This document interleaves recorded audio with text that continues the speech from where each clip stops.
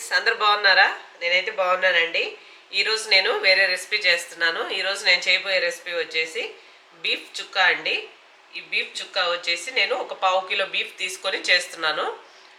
1/2 kilo బీఫ్ని నేను first ఏం చేశానంటే కొంచెం ఉప్పు, కారం, పసుపు యాడ్ చేసేసి కుక్కర్లో ఒక 8 విజిల్స్ వచ్చేలాగా ఉడికించుకున్నానండి. ఈ ఉడికిన ఈ బీఫ్ని మనం ముందు పక్కన పెట్టేసుకోవాలి. ఈ చుక్కా ఎలా చేయాలో ఇప్పుడు మనం వీడియోలో చూద్దాం.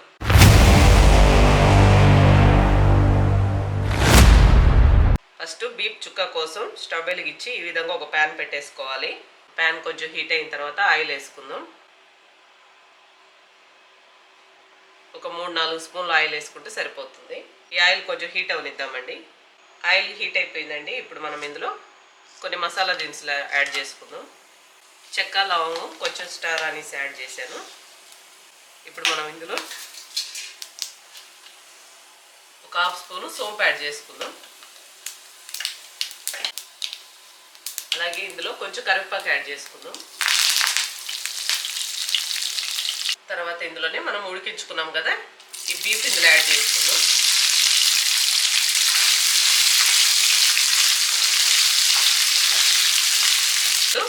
ఆనియన్స్ అండి, ఇవి చిన్న ఆనియన్స్ కొన్ని తీసుకొని ఈ విధంగా ముక్కలుగా కట్ చేసి ఇందులో యాడ్ చేయాలి.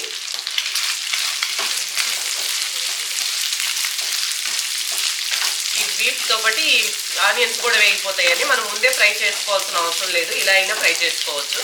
దాంతోపాటు ఇవి కూడా వేగిపోతాయి. మనం అన్నీ ఒకేసారి వేసి ఫ్రై చేస్తున్నాము. అందుకోసం ఇవి చిన్న ఆనియన్స్ వేస్తే టేస్ట్ చాలా బాగుంటుందండి. ఈ చుక్క మీరు ట్రై చేయండి.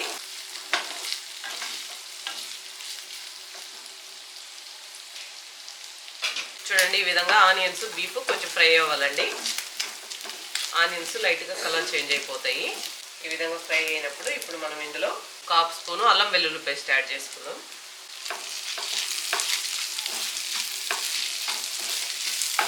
ఒక నిమిషం అల్లం వెల్లుల్లి పేస్ట్ కూడా వేగనిద్దాము. మనం వేసిన అల్లం వెల్లుల్లి పేస్ట్ 1 నిమిషం వేగిపోయింది. ఇప్పుడు గ్యాస్ సిమ్లో పెట్టేసుకొని 1 టీ స్పూన్ అంతా కాశ్మీరీ చిల్లీ ఇందులో యాడ్ చేసుకుందాం. అలాగే గరం మసాలా ఒక 1/2 స్పూన్ యాడ్ చేసుకుందాం. సాల్ట్ కొంచెం యాడ్ చేసుకుందాం. నేను ఆల్రెడీ బీఫ్ ఉడికించేటప్పుడు ఉడికిస్తూ ఉన్నాను కదా, ఫస్ట్ నేను ఉడికించాను కదా, ఉప్పు, కారం అవి వేసి దాంట్లోనే కొంచెం సాల్ట్ యాడ్ చేశాను బీఫ్ ఉడికించేటప్పుడు. అందువల్ల దీంట్లో కొంచెం యాడ్ చేసుకుంటే సరిపోతుంది. గ్యాస్ సిమ్లోనే పెట్టుకొని ఇది బాగా మిక్స్ చేసుకుందామండి.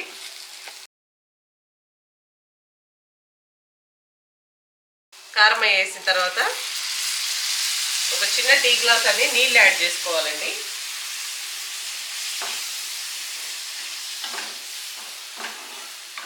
బీఫ్ ఉడికించిన నీళ్ళు ఉన్నా కూడా అవైనా యాడ్ చేసుకోండి, లేకపోతే నార్మల్ నీళ్ళే యాడ్ చేసేసుకోండి. కొంచెం యాడ్ చేసుకుందాం. ఎందుకంటే ఒక 5 నిమిషాలు మూత పెట్టేసి మంచిగా ఈ బీఫ్ని ఉడకనించాలి. ఆ నీళ్ళన్నీ డ్రై అయిపోతాయి. అప్పుడు ఈ విధంగా కలిపి సిమ్లో పెట్టేసి మూత పెట్టి ఒక 5 నిమిషాలు ఈ బీఫ్ని మరలా ఉడికించాలండి. ఈ నీళ్ళన్నీ కొంచెం దగ్గర పడిపోయి గ్రేవీ కొంచెం థిక్గా అనిపిస్తుంది. చుక్కాకి మసాలా కొంచెం థిక్గా అనిపిస్తుంది. 5 నిమిషాలు అయిపోయిందండి.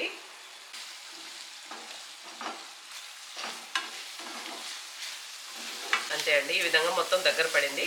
ఇప్పుడు ఫైనల్గా దీంట్లో పెప్పర్ యాడ్ చేసుకోవాలి. పెప్పర్ పొడి చూడండి, కొంచెం ఒక 1/2 స్పూన్ అంతా పెప్పర్ పొడి ఇందులో యాడ్ చేసుకున్నాం.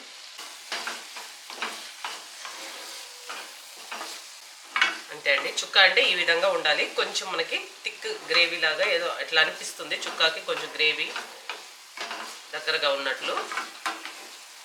ఫైనల్గా కొత్తిమీరతో గార్నిషింగ్ చేసుకుంటే రెడీ అయిపోతుంది. ఇది ఒక బౌల్లోకి సర్వ్ చేసి గార్నిషింగ్ చేసి మళ్ళీ చూపిస్తారండి.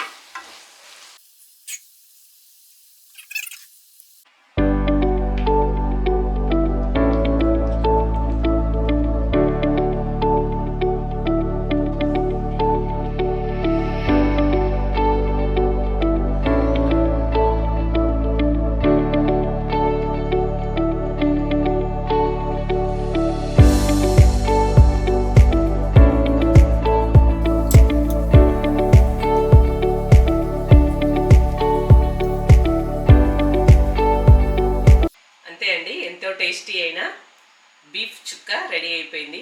చాలా బాగుంటుందండి, చాలా చాలా బాగుంటుంది. నేను మాటల్లో చెప్పడం కాదు, మీరు ఒక్కసారి ట్రై చేసి చూడండి, మీకే నచ్చుతుంది. అలాగే మా వీడియోస్ కనుక మీకు నచ్చినట్లయితే మా ఛానల్ సబ్స్క్రైబ్ చేసుకోండి, లైక్ చేయండి, షేర్ చేయండి. మీకు కమెంట్స్ ఏమైనా ఉంటే కమెంట్ సెక్షన్లో కమెంట్ చేయండి. ఓకేనా?